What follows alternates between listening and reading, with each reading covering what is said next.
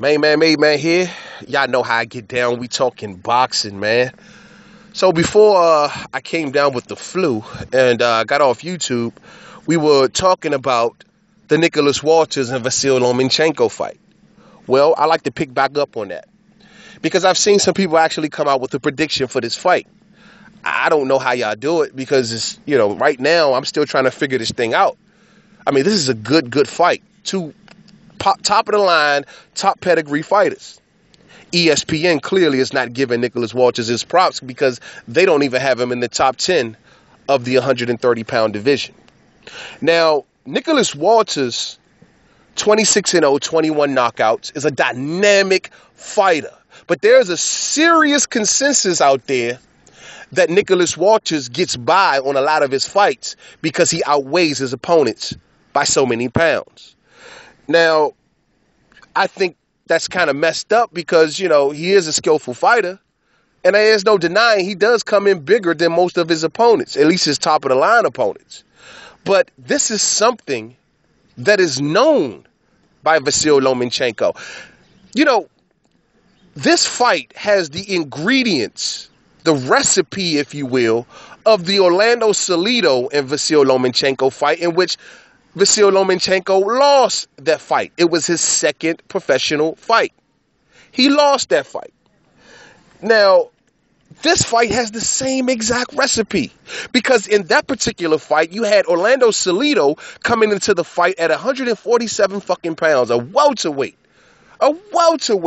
fighting at 126 pounds, a welterweight. You had Salido coming in 147 fucking pounds against Lomachenko, who rehydrated back up to 136 pounds that night. And he was outweighed by 11 pounds. Not to mention Salido came in roughly about 21 pounds over the weight limit. Well, and Orlando Salido went straight to the body of Vasyl Lomachenko, took the wind out of him. Vasyl Lomachenko could not answer for it. The power from Lomachenko was not matching Salido's power. Salido fought dirty, he fought rough, he fought tough, and he beat the body of Vasyl Lomachenko. All of those possibilities can happen in the fight with Nicholas Walters. Nicholas Walters is going to rehydrate back into the mid-140s. I don't deny that one bit. He's been doing that. He's definitely going to do that. And, Nicholas Walters, when you look back on things now, hindsight is always 20/20. I do question the weight thing. I think he uses it very strategically, but it's like one of those things where he's not breaking no rules, but, it still doesn't seem right. You know what I'm saying? It's like with Canelo Alvarez. He makes up his own fucking catch weight, and then he turns around and rehydrates 20-something pounds above that. You know what I mean? It doesn't seem right. It's not breaking no rules, but it just don't feel right. It's like Donald Trump saying, I didn't pay taxes, but yet the laws on the books, I didn't break any laws because these were the laws that were provided to me. It just don't feel right. You know what I mean? And in Nicholas Walters' case, that's what he does. He rehydrates always bigger than his opponents. Now, me personally, I have no issues with rehydration. My issues are with catch weights. I don't believe in catch weights. They are fake weights. But rehydration, if the sport is going to allow that shit, then fine, so be it. Because the other fighter can rehydrate just as big, right? Right. You look at some of Nicholas Walters' last fights, he's already 5'7" with a 73-inch fucking reach. But when he fought Nonito Donaire in that dynamic fight, when he crushed Nonito Donaire rehydrated to 133, in which Nicholas Walters rehydrates to 138. This fight took place at 126. When he got in there with my dude Miguel Mariaga, what? He missed weight on the scales. Came in a pound overweight, lost his WBA super title, lost $40,000, and then turned around and rehydrated up to 145 pounds. That shit was crazy. So when he got in there and he dominated Mariaga, not to mention, he beat Mariaga. It was a good fight, but he beat him. Beat him by going to the body and using that heavy weight.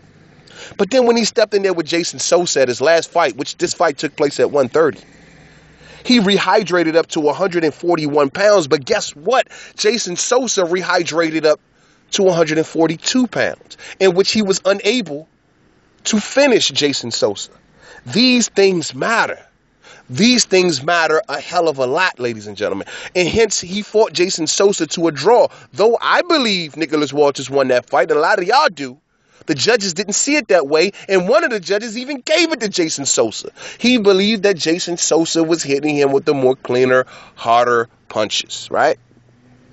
That's what he believed. But when Nicholas Walters faced Nonito Donaire or Vic Darchinyan or Miguel, he outweighed these dudes. He outweighed these dudes in a lot of cases by a lot of pounds, except in the Donaire fight, because he only outweighed Donaire by 5 pounds. But he finished these guys, and he looked indestructible against these guys. But when he got in there with a dude that weighed the same or just a little bit more, the results were different. So this has the fans sitting back like, yo, I don't know, man. Hey, man, he only won because of the weight thing. Well, what will happen in the Lomachenko and Nicholas Walters fight? It's going to be the same recipe as the Orlando Salido and Lomachenko fight. If Lomachenko rehydrates, because he usually gives to 135 to 138, he comes in on fight night. Let's say he goes to 140. If y'all don't think Nicholas Walters is going to rehydrate to 145 to 148, then y'all tripping. That weight gain is going to be significant. It's going to be very significant. And this is the reason why, even though if you give the fight to Lomachenko, you got to take in consideration that Lomachenko struggled with the weight of Orlando Salido. Now, Orlando Salido is not the top of the line greatest fighter. He's been in there with a lot of names. He's a crafty veteran. No question about it. But, the only reason he hung with Loma in that fight, in my opinion, was because of the weight gain and his strategy of beating down Lomachenko's body.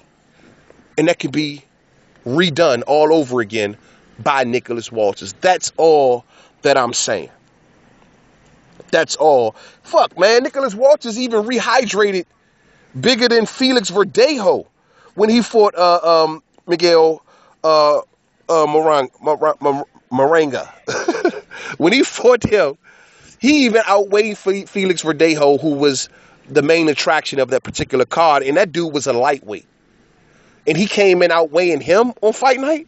Like, what are we talking about here? So, all I'm saying is, man, look, man, Vasyl Lomachenko, if he would have asked the dude for a rehydration clause, I wouldn't have been against it. But Vasyl Lomachenko, and you got to throw some respect to him for that, he didn't ask for it. He didn't ask for a rehydration clause, and most importantly, he didn't ask for a catch weight. But if he would have asked for a rehydration clause, the fans would have attacked him from every angle, because this is the same fighter that turned down a rehydration clause with Guillermo Rigondeaux. When Rigondeaux wanted to face Lomachenko, Rigondeaux offered Lomachenko a fight at a catch weight of 124 and a rehydration clause of no more than 135, in which it was turned down by Top Rank and Lomachenko. Clearly Rigo was not A-side in that fight, and clearly they wasn't paying Rigo as no attention. But they turned that shit down. And they've also told Nicholas Walters in the past that they're not doing no catch weights nor rehydration clause. So they basically took that off the table. And that may be a big fucking deal. See, when Lomachenko beat my main man, Gary Russell, they fought at the same exact weight on fight night. Gary Russell was 138. Lomachenko was 138 and a half. Vice versa. Gary Russell was 138 and a half. Lomachenko was 138 pounds. When he fought Orlando Salido, Salido was 147. Lomachenko was 136. So when the weight is more closer to Lomachenko's weight, It's always he can use his skill. He can punch with that fighter, even out-punch that fighter in a lot of cases. But when he goes up against a heavier fighter that fights a little rough, that fights body, such as Orlando Salido and such as Nicholas Walters, this is where he struggled. I can't figure out why Nicholas Walters fought at such close quarters against Jason Sosa with a 73-inch reach, but I do not think he fights that way against Vasyl Lomachenko. I'm just saying. I don't know. Maybe Nicholas Walters could be a weight bully. That's what a lot of people believe. But even if that is the case in this particular fight, that same thing is going on. And whenever the case is like that, whenever the situation is like that, it seems to me that Nicholas Walters is always the one that comes out on top. And that Vasyl Lomachenko did not ask for a rehydration clause may be the key thing that brings him down. And that's just my opinion. Let me know what you guys think. To the next video, Main Man, Made Man. Don't forget to subscribe. Twitter, Made Man 511. Facebook, Main Man, Made Man Boxing Forum. Google Plus, Main Man, Made Man. Wish I could have put a little more gumption into this video, but you only could do so much when you're getting over the flu, ladies and gentlemen. So be careful, because this new flu strain ain't no fucking joke either, man. Real shit. But yeah, man. This is all I'm saying. That same element is in play in this fight. It can happen. And Nicholas Walters, but, you know, one thing you got to consider with him also, his ring rust. He's been out of the ring. By the time the fight goes down, he'll be out of the ring almost a year. That could be a big deal, too. But I don't know. Just his body being in good shape, he'll be heavy, losing the weight comfortably. He's fighting at 130 where he doesn't have to kill himself to make 126. Then on top of that, he will be outweighing Lomachenko. No rehydration clauses.